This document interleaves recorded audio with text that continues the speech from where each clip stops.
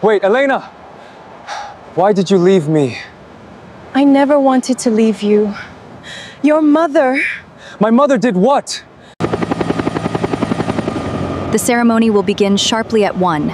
You need to be ready for the cameras.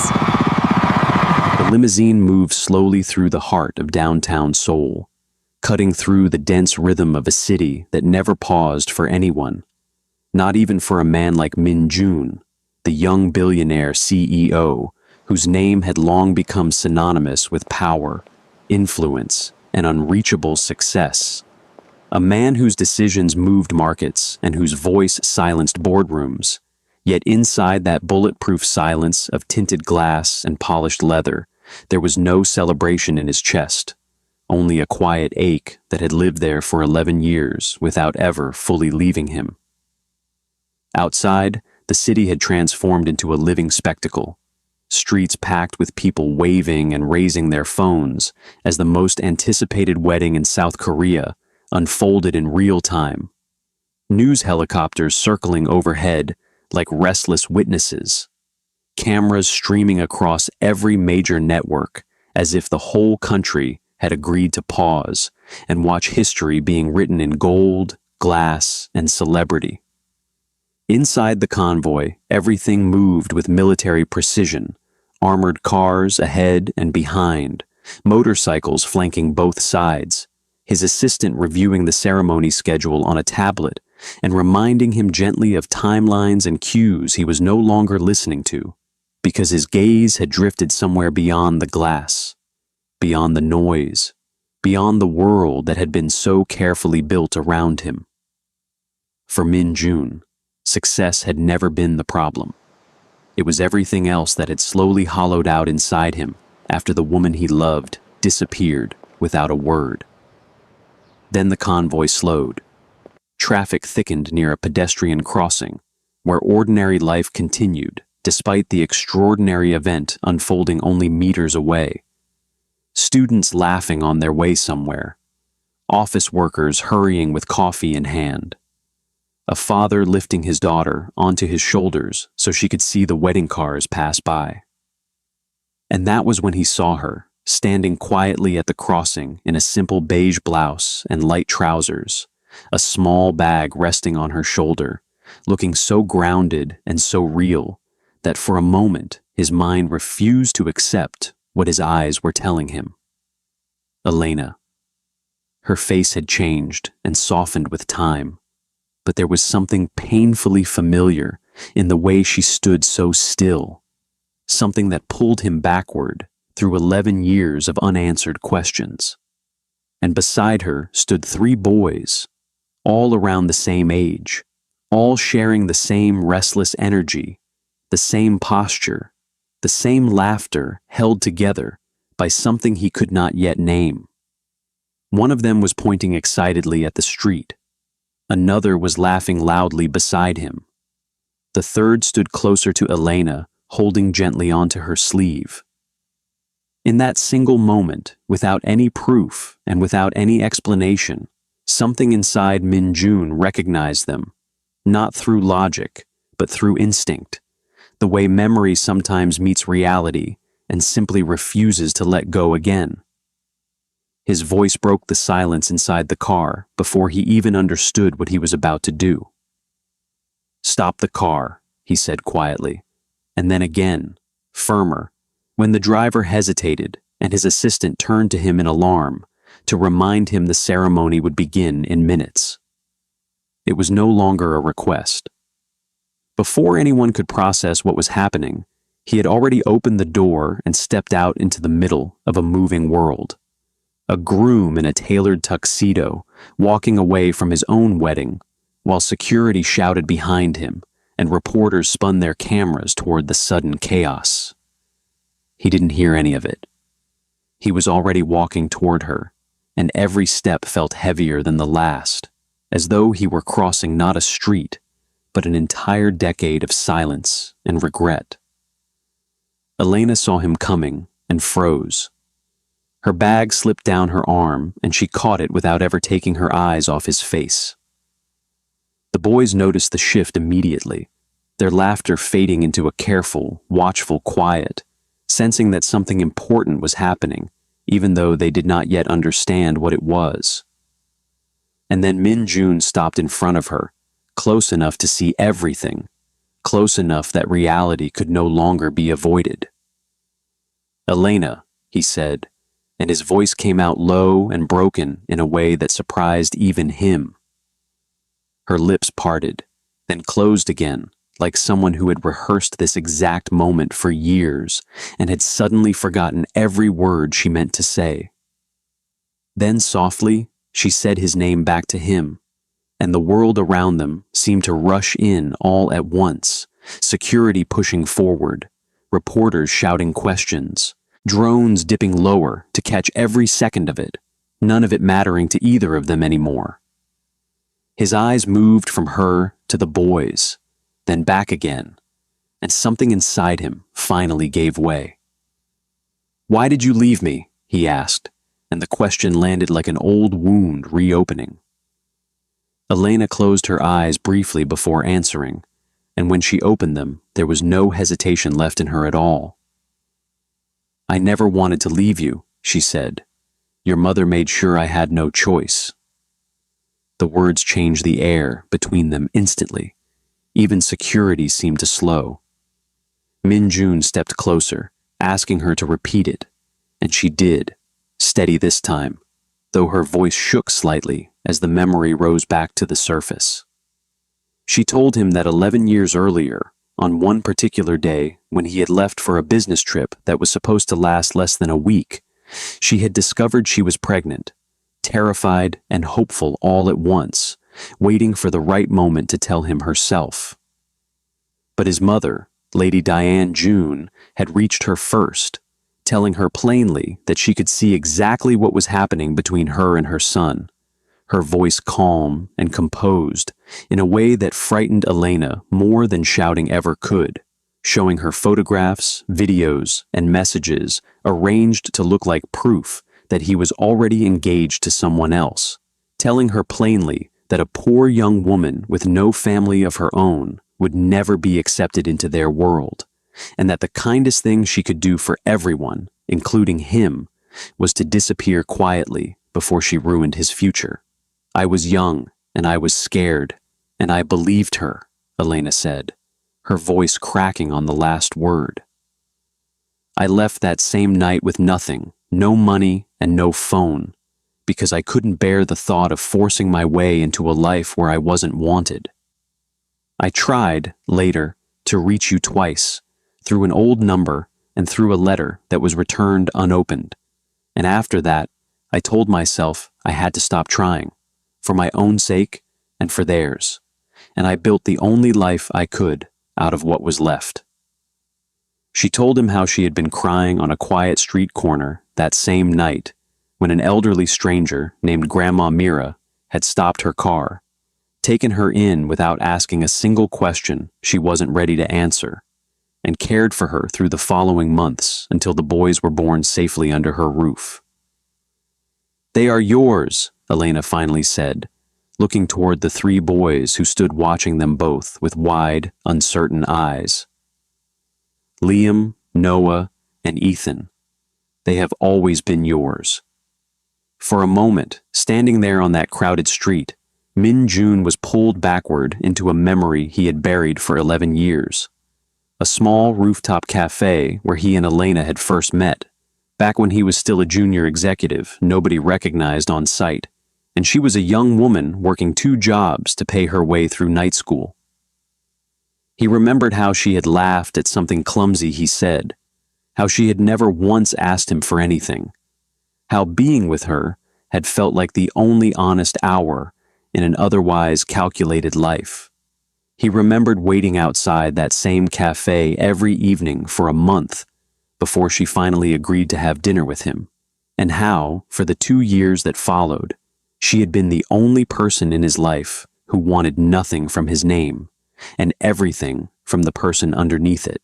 Losing that, he realized now, standing in front of her again, was the true tragedy of the last 11 years, far heavier than any missed meeting or failed deal could ever have been. Min-jun did not move. He did not breathe properly for what felt like a long time. When he finally looked at the boys again, it was not as strangers and not as coincidence, but as pieces of his own life he had never known existed. His knees weakened slightly, and for the first time in more years than he could count, tears filled his eyes as he whispered their names back to her, one by one, like truth finally arriving home far too late. The boys, understandably, did not know what to make of any of it. Liam studied him with open curiosity, asking his mother quietly who this man was and why he looked so much like all three of them at once. Noah leaned in for a closer look, murmuring that he looked familiar in a way none of them could explain.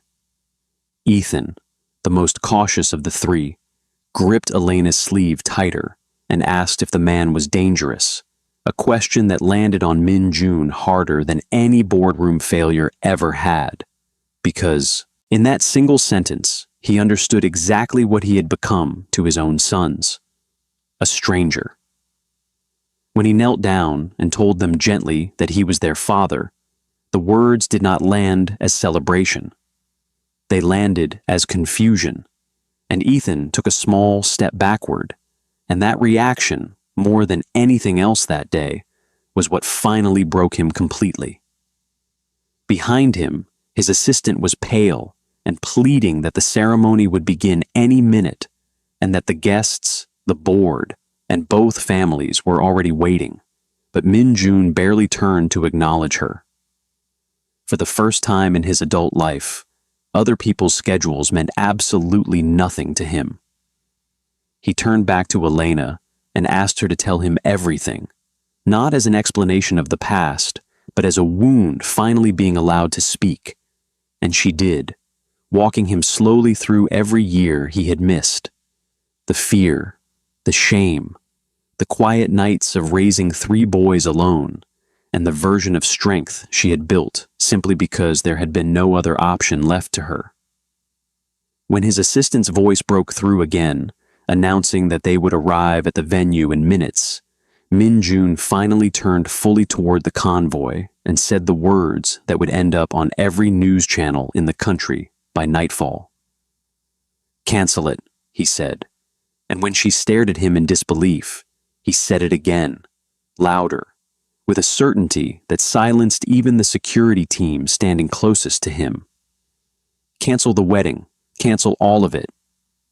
Then, almost as an afterthought, even he didn't fully understand yet, he turned to his assistant and gave her a second instruction, quieter than the first, but just as absolute, telling her to call the most sought-after stylist in the city and have her meet them at the venue within minutes, along with the finest gown and accessories that could be arranged on such short notice, and proper suits for 3 boys who had never worn anything like them in their lives. His assistant, still stunned from the first order, only nodded and reached for her phone. Then he turned back to Elena and the boys and asked them, simply, to come with him, not to hide, not to wait somewhere quiet until the chaos passed, but to come with him to the one place where the truth needed to be spoken out loud. The venue was a masterpiece of gold and white, filled with politicians, executives, and media figures from 3 continents, built for a story of perfection that was about to become something else entirely. When Min-jun walked in, holding nothing but the truth, every conversation in the hall stopped at once. His father stepped forward first, furious, demanding to know the meaning of the disgrace unfolding in front of hundreds of guests. But Min-jun walked past him without a word and stepped up to the microphone at the center of the stage. "This wedding is canceled," he said, and the gasp that followed rolled through the hall like a wave. "Everything that was arranged here today, every agreement, every expectation, I am ending it, because I have just learned the truth about the last 11 years of my life, and I will not build a marriage on top of a lie the way my family once built silence on top of one." To everyone's surprise, the woman waiting at the altar stepped forward calmly rather than in tears, admitting with something close to relief that she had never wanted this marriage either, that her own family had pressured her into it, and that she already loved someone else entirely.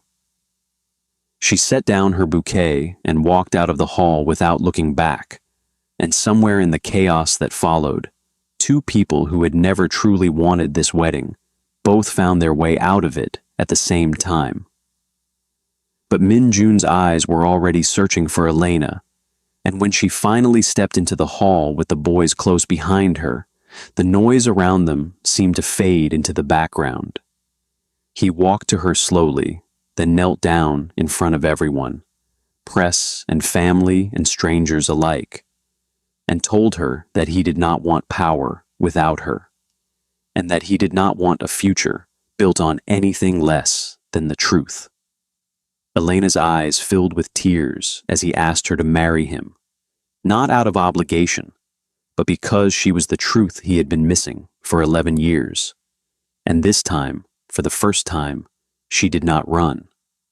She said yes, quietly, and the hall around them erupted into noise that neither of them fully heard, because the only sound that mattered to either of them in that moment was each other's voice. While the stunned guests were ushered from the ceremony hall into the reception space next door, still whispering and reaching for their phones, Elena and the boys were quietly led backstage, where the stylist Min Jun had summoned was already waiting with a small team and a rack of gowns pulled together in record time. Elena tried at first to wave it away, telling them she didn't need any of it, that she had already said yes in the only clothes that mattered. But Min Jun took her hand gently and told her this had nothing to do with needing it, that he simply wanted the world to see her exactly as she deserved to be seen, not as a secret finally revealed, but as the woman he intended to spend the rest of his life introducing with pride.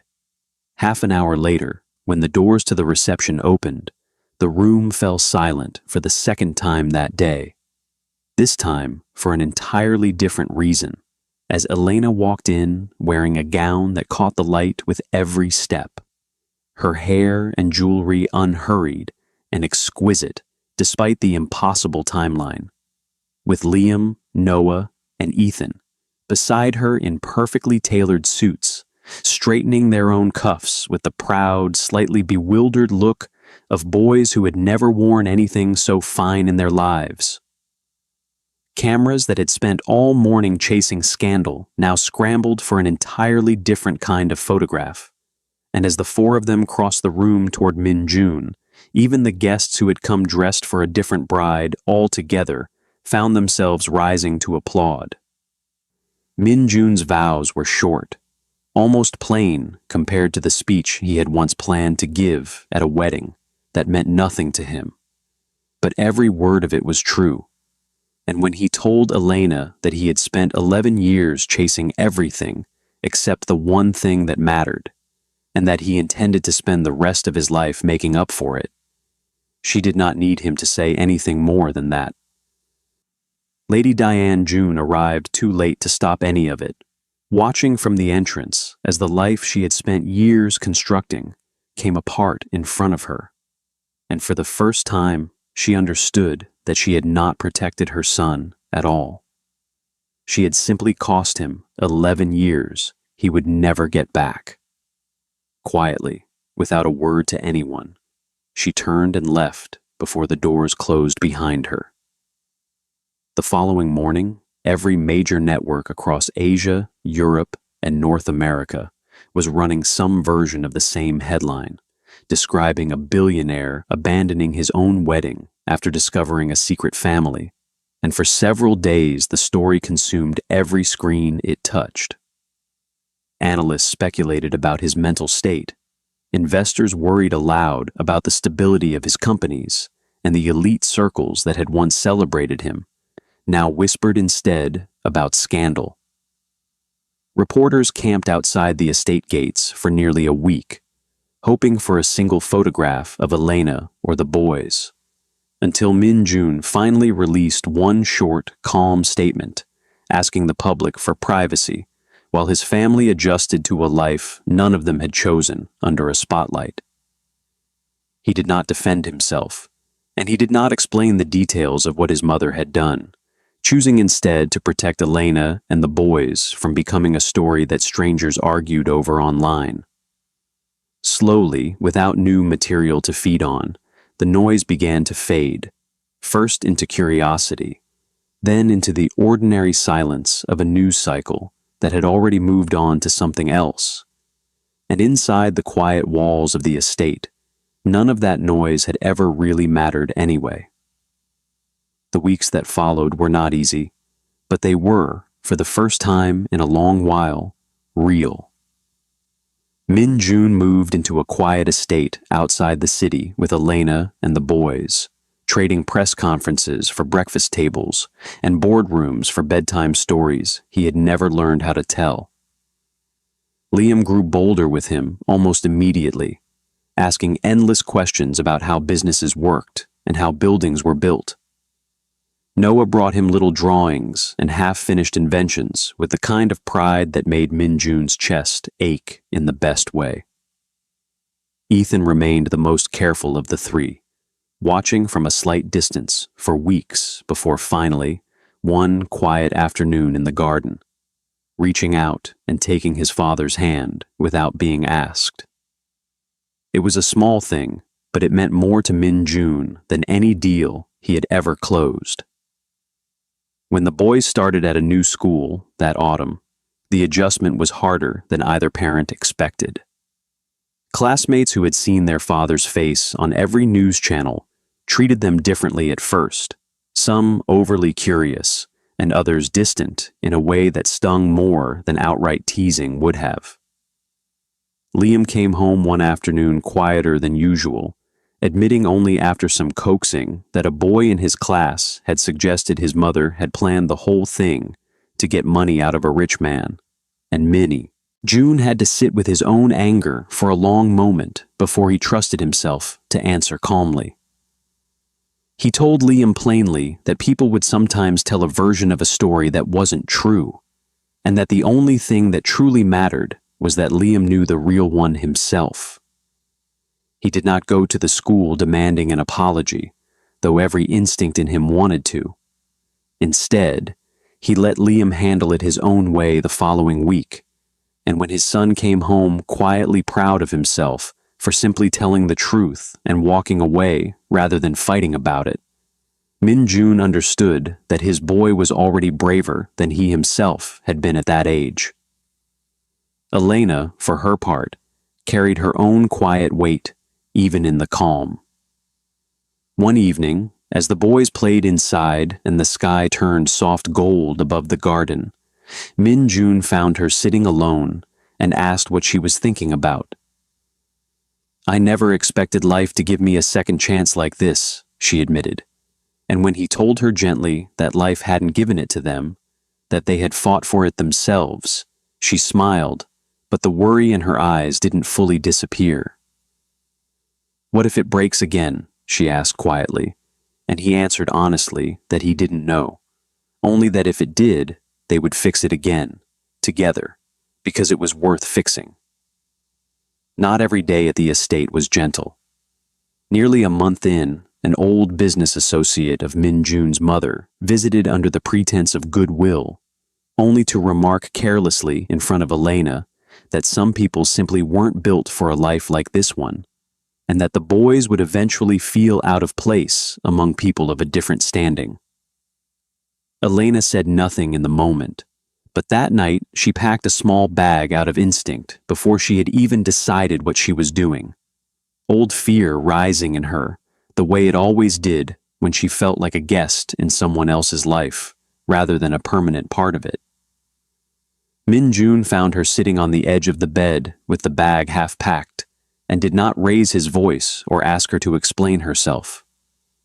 He simply sat down beside her and asked what she needed from him in that moment, and when she admitted, almost angrily, that she was terrified of being discarded again the way she once had been, he did not argue with her fear, or tell her it was unreasonable. He told her that he understood exactly why she would think that, and that he intended to spend as many years as it took proving to her, patiently and without complaint, that this time was different. She did not unpack the bag that night, but she did not leave either, and by morning it was sitting empty in the closet, and neither of them mentioned it again. Meanwhile, the company Min-jun had built for over a decade did not collapse the way everyone had warned it would. In an emergency board meeting days later, he stood at the head of a long, polished table and told the room plainly that the wedding was canceled permanently and that his priorities had changed. And when one executive warned that it would destabilize a key business alliance, he answered simply that he no longer cared, that he had spent 11 years building a company with discipline and control, and had lost 11 years of his own life doing it, and he would not lose another day pretending to be fine with a life built on lies. To everyone's surprise, the company steadied rather than faltered, guided now by a version of him that made slower, more human decisions, and people who had once feared him began, quietly, to respect him in a different way. One senior board member, an older man who had worked alongside Min-jun's father for decades, pressed him further before the meeting ended, asking bluntly whether the boys would eventually expect a place within the company, and whether that expectation might one day complicate succession. Min-jun answered without hesitation that his sons would be given the same thing he intended to give every other decision from now on, which was honesty rather than entitlement, and that if any of them wanted a future in the company, they would earn it the same way anyone else would, starting from the bottom and proving themselves on merit rather than surname. The older man studied him for a long moment, then nodded slowly, admitting that it was the first answer in years that had actually made him trust the family's judgment again. It was a small exchange, but it told the rest of the room everything they needed to know about the kind of leader Min-jun intended to become. Then, one afternoon, everything shifted again. A handwritten letter arrived from Lady Diane, and after reading it alone in his study for a long time without moving, Min-jun told Elena simply that his mother was sick, seriously enough that she was asking to see all of them together. Elena asked him gently, before the visit, whether he understood why his mother had done what she did all those years ago, and Min-jun admitted that he was only beginning to. Lady Diane had married into the family at 19, into a household where love had always come second to reputation, and she had spent 3 decades believing that protecting her son meant controlling every variable in his life before it could embarrass or endanger him. She had not set out to destroy anything. She had simply never learned another way to show care. And by the time she understood the difference between protecting someone and owning their choices, 11 years had already been lost because of it. That understanding did not excuse what she had done, but it gave Min-jun something he needed before walking back into that room, which was the ability to be angry with her without losing the ability to forgive her. The visit happened 2 days later in a quieter, smaller room than the one his mother had once ruled from, her voice softer now, her pride worn thin by time and regret. When the boys walked in, she looked at them the way someone looks at a second chance they never believed they deserved, whispering that they all looked so much like their father before her eyes filled with tears, and she admitted simply that she had been wrong. "You were not just wrong," Min-jun said quietly, standing beside Elena. "You changed everything." Lady Diane nodded, unable to argue, and turned to Elena directly to admit that she had judged her without ever knowing her at all. Elena answered honestly that she too had believed a lie without ever asking for the truth behind it, and for a long moment neither woman spoke. Then Ethan, in his simple, unguarded way, walked closer to his grandmother and asked if she was going to be okay, And when she nodded through her tears, he told her gently not to be sad anymore. It wasn't forgiveness exactly, not all at once, but it was the beginning of it, and sometimes that is enough. It was Noah, one rainy evening, a few weeks after the school incident, who finally asked Elena the question all three boys had clearly been carrying for a while, wanting to know why she had never once told them anything about their father before that day on the crossing, not even his name. Elena set down what she was doing and sat with them properly before answering, telling them honestly that for many years she had believed their father did not want them, and that she had made a choice to protect them from a rejection she thought would hurt them, far more than simply not knowing would. She admitted it plainly, that she had been wrong to decide that on their behalf, without ever giving them the chance to know the truth themselves, and that she was sorry for the years of questions she had quietly avoided answering. Liam asked if she regretted it, and she thought about the question seriously, before answering that she did not regret protecting them when she believed protection was needed, but that she deeply regretted how long her own fear had lasted, after the reason for it had already stopped being true. Ethan, ever the quiet observer, simply said that he was glad they knew now, and asked if that meant she wasn't scared anymore. Elena told him, honestly, that she was getting better at it every single day, and that having all of them together was the reason why. As the months passed, the estate stopped feeling like a place of recovery and slowly became something else entirely. A home. Not a perfect one, and not one without its scars, but one that was undeniably alive. And through it all, there was one debt neither Min-Jun nor Elena had forgotten. One they both agreed needed to be repaid properly, rather than simply spoken about in passing. Grandma Mira still lived in the same small house on the quiet edge of the city where she had taken in a frightened, pregnant young woman with nowhere else to go, asking for nothing in return but offering everything she had.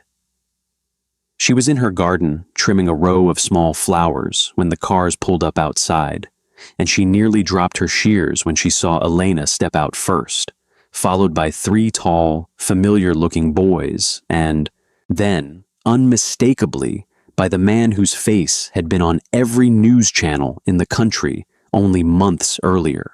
Elena crossed the yard quickly and pulled the older woman into her arms before either of them could say a single word, and for a moment they simply stood there, holding on to each other the way people do when words feel too small for what they actually mean.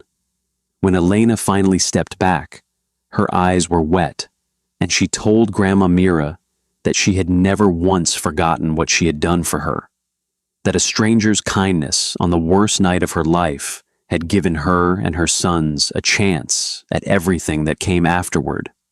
Grandma Mira waved her off gently, saying she had only done what anyone with a spare room and a working conscience should have done. But Min-Jun stepped forward before she could dismiss it entirely. "You gave her shelter when no one else would," he said, his voice thick with something he didn't try to hide. "You cared for my sons before I even knew they existed.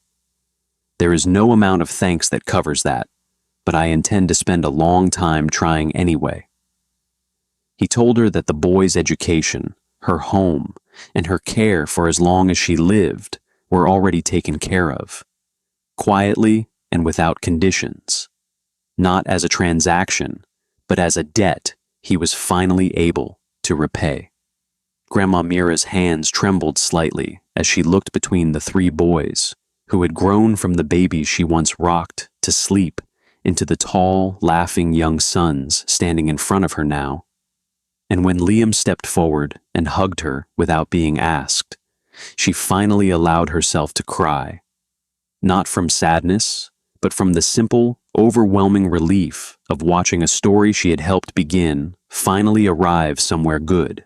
That evening, Min-Jun stood on the balcony of the estate with Elena beside him, the city glowing faintly in the distance, and told her quietly that if he had never seen her at that crossing, none of this would exist at all. She finished the thought for him gently, agreeing that it wouldn't, and he added, just as softly, that he had seen her, and that seeing her had changed absolutely everything. She leaned her head against his shoulder and told him not to stop, and for the first time in longer than he could remember, Min-jun felt no emptiness left inside his chest at all. He simply felt present, in the one life that had always been meant to be his. 4 years later, the estate looked much the same, except for the height of the boys now leaning against the garden fence, taller and louder and more sure of themselves than the cautious children who had once watched Min-jun from a careful distance. Liam had taken to following him into the study some evenings, asking sharper questions now about how the company worked, less out of curiosity and more out of something that looked like ambition of his own. Noah had filled an entire shelf with the small inventions he no longer needed to show anyone for approval, simply because he loved making them. Ethan, once the most guarded of the three, had somehow become the one who reached for his father's hand first at the end of a long day without a second thought, as though the distance between them had never existed at all. Grandma Mira visited every few weeks without fail, refusing every offer to move permanently into the main house until the winter she finally agreed, on the condition that she be allowed to keep her own garden exactly as she liked it, and nobody argued with her about it for a single day. On a quiet evening that spring, the whole family gathered on the same balcony where Min-jun had once stood alone with his emptiness. Only now the balcony was full, Elena beside him with her hand resting easily in his, the boys arguing cheerfully over something on the lawn below, and Grandma Mira laughing from her chair by the door at whatever nonsense had started the argument in the first place. Min-jun looked out at all of it for a long moment, the same city lights stretching into the same distance they always had, and understood, finally and completely, that the emptiness he had carried for 11 years had never been about ambition or success at all. It had simply been the absence of exactly this. In the years that followed, people stopped calling it a scandal and began calling it something else entirely, a turning point, the story of a billionaire who once left his own wedding to find a family he never knew he had, a woman who survived betrayal and rebuilt a life out of almost nothing, 3 boys who grew up learning both strength and love in equal measure, a mother who finally understood that control was never the same thing as care, and an old woman who gave shelter to a stranger and, without ever meaning to, helped raise a family that would one day come back to thank her. Because in the end, no one remembered the wedding that never happened. They remembered the moment a man stopped the car and chose the truth instead. If you enjoyed this love story, please like, comment, and subscribe to see more heartfelt tales. Your support helps us continue creating the stories that make your heart race.